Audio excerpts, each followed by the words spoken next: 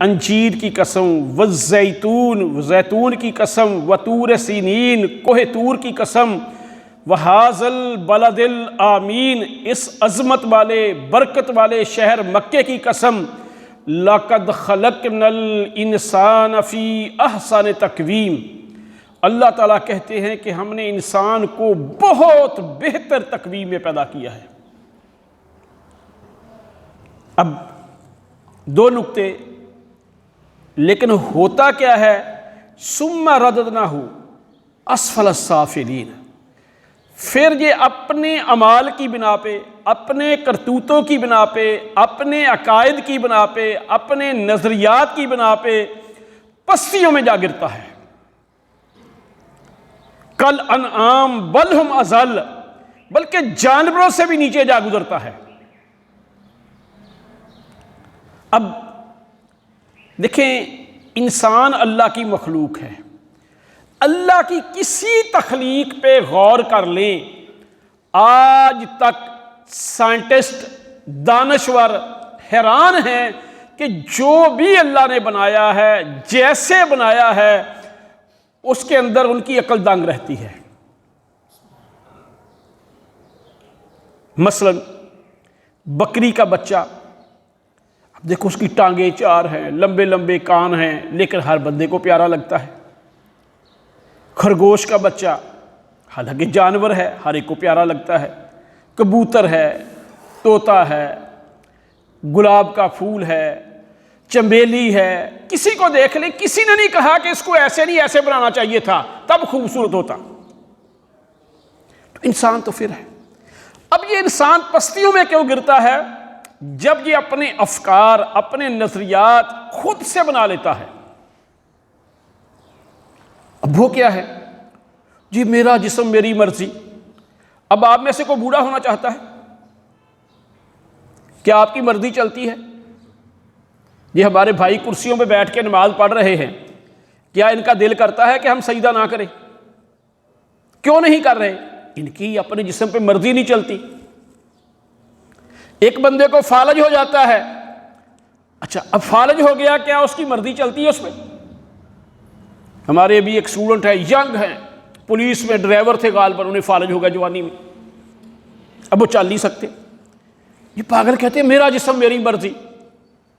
اور یہ حقیقی واقعہ ہے کہ چلو یہ کہ آپ کہیں گے یہ عام بندے ہیں، جو بڑے بندے ہیں نا ان کی مرضی چلتی ہے۔ میں 18 ہزاری ایک پٹرول پمپ ہے، وہاں پہ بیٹھا تھا، تو ایک ڈبل کیبن ڈالا لکا، اس میں بڑے گن مین اترے، پیچھے ایک بڑی عالی شان گاڑی آئی، وہ رکی، اس سے اترے، بھاگ کے نوجوانوں نے کرسی لی، پچھلی سیٹ سے ایک بندے کو کرسی پہ بٹھایا، بھاگ کے ان کو واش روم میں لے گئے۔ تو ان کا احترام، ان کی لش پش دیکھ کے میں نے ان سے پوچھا پمپ والوں سے، یہ کون لوگ ہیں؟ کہتے جی یہ پرانی بات، سلطان باؤ والے بزرگ ہیں، یہ غالباً 94 کی بات ہے، 1994 کی۔ تو کیا ہوا؟ ان کو حاجت ہوگی واش روم جانے کی، اب وہ اتنی جلدی میرا جسم میری مرضی، کہاں تمہارا جسم اور کہاں تمہاری مرضی ہے؟ چلو آپ کہیں گے نہیں آپ اعلیٰ بندوں کی بات کریں۔ خود محمد الرسول صلی اللہ علیہ وسلم اور صحابہ کرام خیبر کو فتح کر کے آ رہے ہیں، جب آ رہے ہیں ایک جگہ پڑاؤ ڈالا، جب پڑاؤ ڈالا تو صحابہ نے کہا نیند آئی ہوئی ہے۔ رسول صلی اللہ علیہ وسلم نے فرمایا کہ فجر کی نماز بھی قریب ہے، رات کا ٹائم ہے، کہیں نماز نہ رہ جائے۔ اب ایک صحابی کہنے لگے کہ میں جاگتا ہوں، پہرا دیتا ہوں، تم سو جاؤ، جب نماز کا ٹائم آئے گا میں جگا دوں گا۔ اب وہ بھی سو گئے۔ سورج نکل آیا تو جب کرنیں پڑی تو سب سے پہلے محمد صلی اللہ علیہ وسلم جاگے، تو کہاں گیا میرا جسم میری مرضی؟ یعنی صحابہ ہیں، اللہ کے رسول ہیں، خواہش بھی یہ ہے، تمنا بھی یہ ہے کہ فجر کی نماز نہ رہ گی۔ خود محمد الرسول صلی اللہ علیہ وسلم کے بیٹے ابراہیم آپ کے ہاتھوں میں ہیں، آخری وقت ہے، روح پرواز کر رہی ہے، محمد صلی اللہ علیہ وسلم کے آنکھوں سے آنسو جاری ہو جاتے ہیں اور کہتے ہیں کہ بیٹا ہم تیری وفات پہ کوئی زبان سے کلمہ نہیں نکالتے، لیکن دل غمگین ہے، دل افسردہ ہے، آپ کا اپنے آنکھوں کے آنسوؤں پہ کنٹرول نہیں رہا۔ جہاں پہ یہ پاگل کہتے ہیں میرا جسم میری مرضی، اور ان کا حشر آپ نے دیکھ لیا ہے، جو اب عقل مند کو اشارہ ہی کافی ہے۔ اب رہی بات کہ فجر کی نماز کے حوالے سے مسند احمد میں روایت ہے، روایت کا نمبر جو ہے نا غالباً 2462 ہے یا 2462 ہے، یعنی 2462، کہ صحابی کہتے ہیں کہ اللہ کے رسول نے ایک آدمی سے پوچھا کہ تم کس بستی میں رہتے ہو؟ انہوں نے بتایا کہ میں فلاں جگہ دور رہتا ہوں۔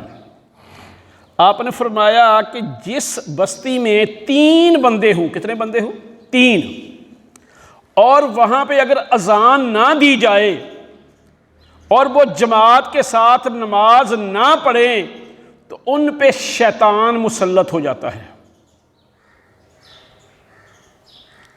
دوبارہ سنیں، میں نہیں کہتا، صحیح حدیث ہے کہ محمد الرسول صلی اللہ علیہ وسلم نے فرمایا کہ جس بستی میں صرف 3 بندے ہوں، چھوٹی بستی ہو، کہیں جنگل ہے، کہیں اور ہے، 3 گھر ہیں، 3 افراد ہیں، 3 پہ جماعت ہوتی ہے، اگر وہ اذان نہ دیں، اگر وہ جماعت نہ کرائیں تو آپ نے فرمایا ان پہ شیطان مسلط ہو جاتا ہے۔ اس لیے اب آج کل ہمیں صبح کو جاگ نہیں آتی۔ اگلا نکتہ، اسی حدیث میں آپ نے فرمایا کہ اس کی مثال ایسے ہے کہ جیسے کوئی بھیڑ اپنے ریوڑ سے علیحدہ ہو جائے تو وہ بھیڑیے کے شکنجے میں آ جاتی ہے، ایسے ہی جو جماعت میں نماز نہیں پڑھتا وہ بھی شیطان کے شکنجے میں آتا ہے۔ لیکن آپ کیا کہتے ہیں جی میرا جسم میری مرضی، او جی چلو جی ہر بندے کا اپنا نظریہ ہے۔ اب آ جائے بندوں کے نظریات پہ۔ پہلے کہتے تھے کہ سپر مین ہوتے ہیں، بڑے بڑے بندے ہیں، بادشاہ ہیں جی، وہ بہت بڑا ہے، جو اس نے کہہ دیا، جیسے ارسطو تھا، اس کو بھی لوگ سپر مین مانتے ہیں۔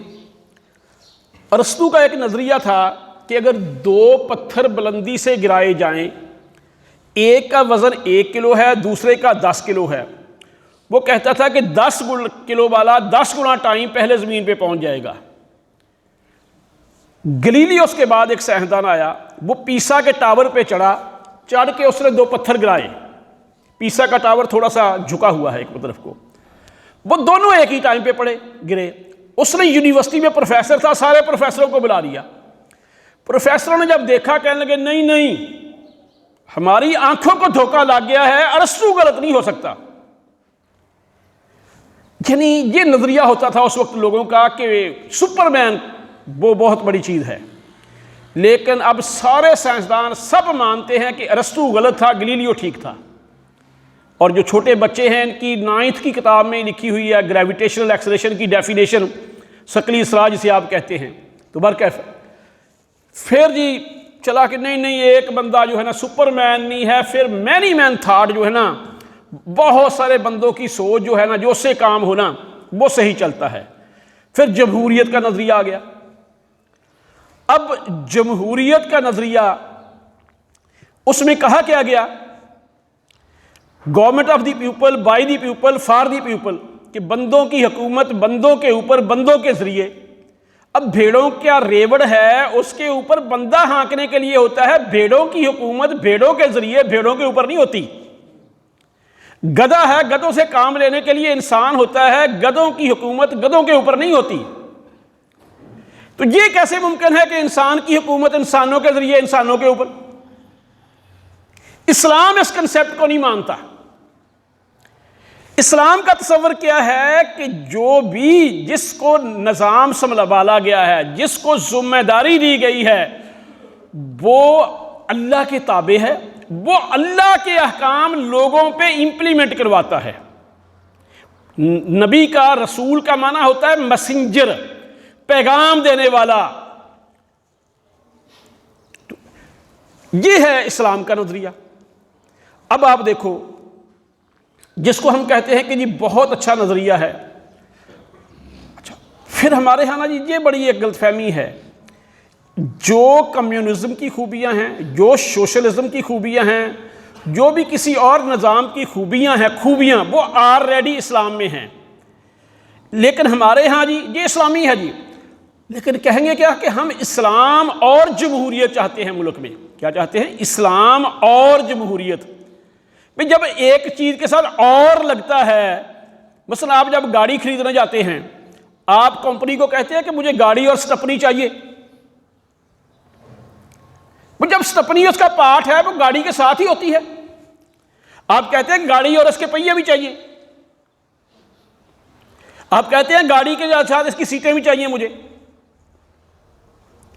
آپ نے کار خریدنی ہے، جو بھی کسی کمپنی کی کار ہے اس کے سارے لوازمات اس کے ساتھ ہوتے ہیں. تو اس لیے یہ جو کہتے ہیں نا اسلام اور جمہوریت، یہ چیز اور ہی چیز ہے کوئی. اور یہ پہلے بھی کئی جگہ بات رکھی ہے. ہمارے ہاں جمہوریت میں ایک علت ہے. انگلش زبان میں جتنے بھی ورڈ ہیں جن کے آخر میں ازم آتا ہے نا، ازم، ریئلزم، آئیڈیلزم، سوشلزم، کمیونزم، برادریزم، یہ نظریات ہوتے ہیں. اسلام کا نظریہ اللہ کا قرآن اور محمد صلی اللہ علیہ وسلم کا فرمان ہے. انبیاء بھی اپنی سوچ بندوں پہ نافذ نہیں کرتے، انبیاء اللہ کا پیغام بندوں پہ نافذ کرتے ہیں. 28واں پارہ ہے. خولہ ایک عورت کا نام تھا.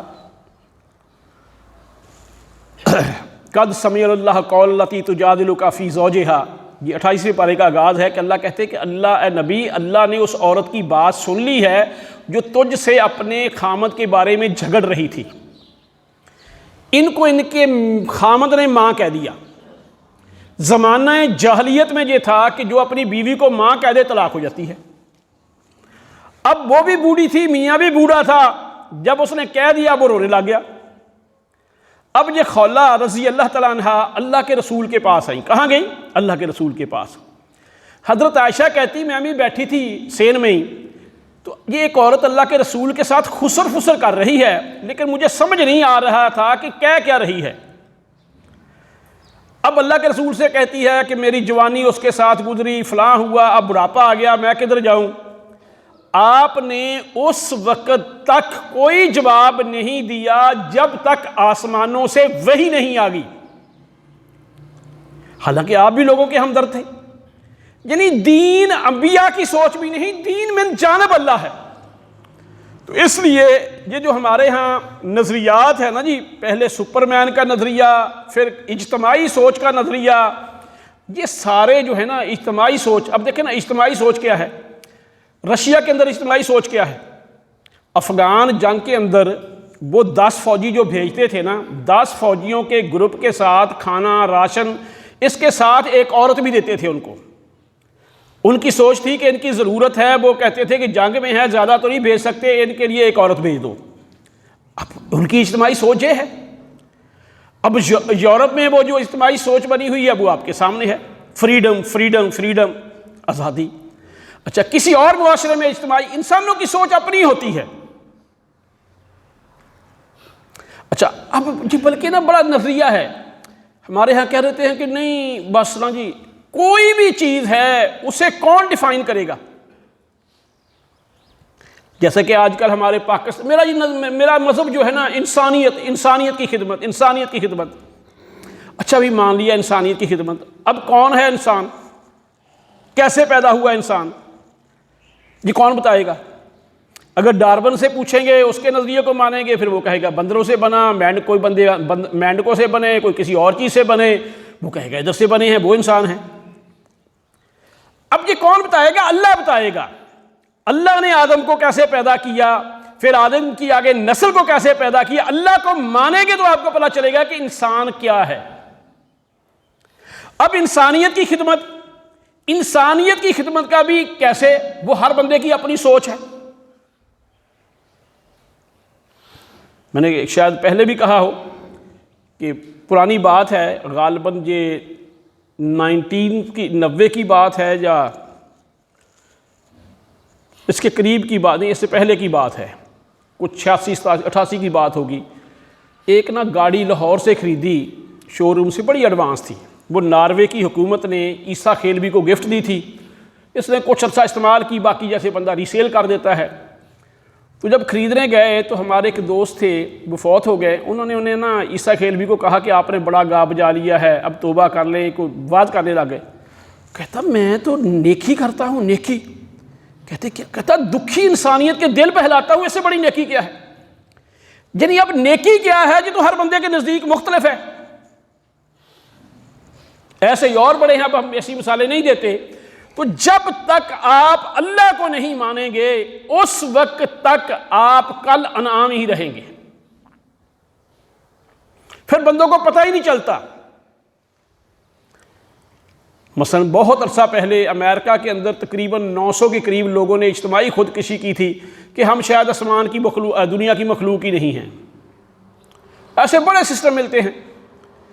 تو بات یہ ہے کہ اگر ہم چاہتے ہیں کہ ہمارے معاشرے میں بہتری آئے، ہمارے گھروں میں بہتری آئے، اس دنیا کے اندر بہتری آئے، تو میرے بھائی اس کا ایک ہی طریقہ ہے کہ جس نے یہ دنیا بنائی ہے، جیسے ٹویوٹا کی گاڑی خرید کے ٹویوٹا کمپنی والے جو گاڑی کے متعلق آپ کو مینول دیتے ہیں، بکلٹ دیتے ہیں کہ ان ہدایات پہ عمل کریں، آپ اس کے مطابق اس کو ڈیل کرتے ہیں۔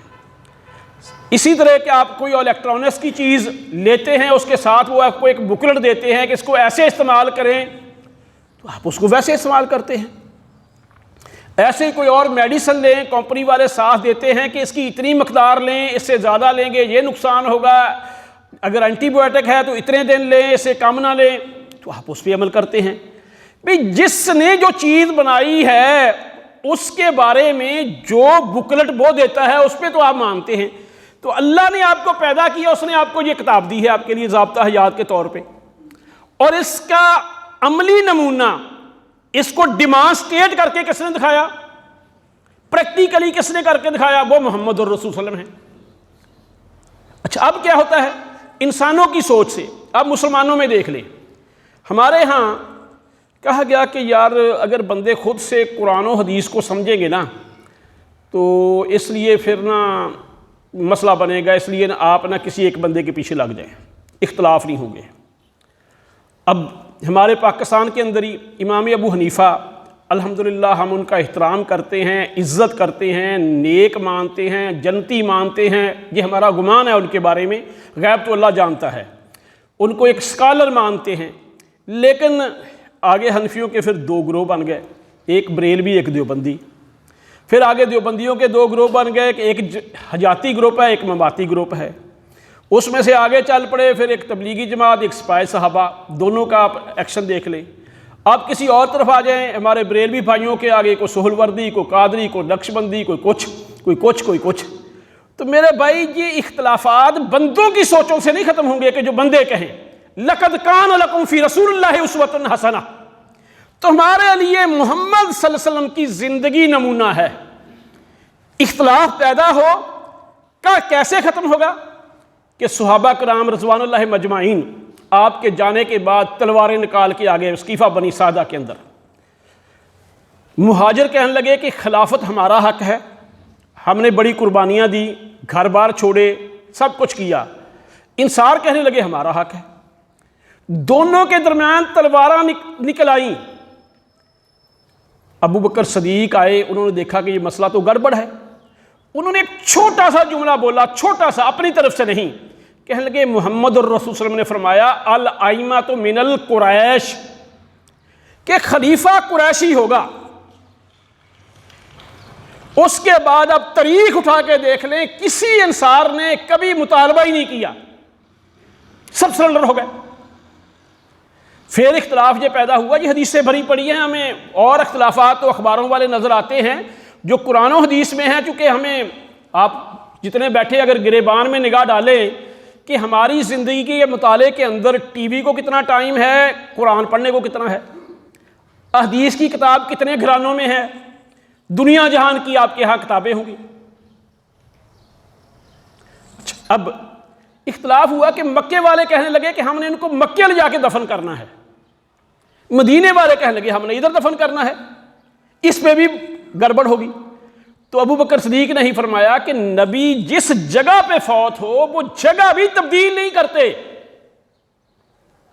اس لیے محمد الرسول صلی اللہ علیہ وسلم حضرت عائشہ کے کمرے میں فوت ہوئے، حجرے میں فوت ہوئے، قریبی جنت البقیع ہے، جن لوگوں نے دیکھا ہے، آپ کو بقیع میں بھی نہیں لے جایا گیا، اسی کمرے میں آپ کو دفن کیا گیا۔ محمد رسول اللہ کی قبر بعد میں بنی ہے، کمرہ پہلے تھا، تعمیر پہلے تھی۔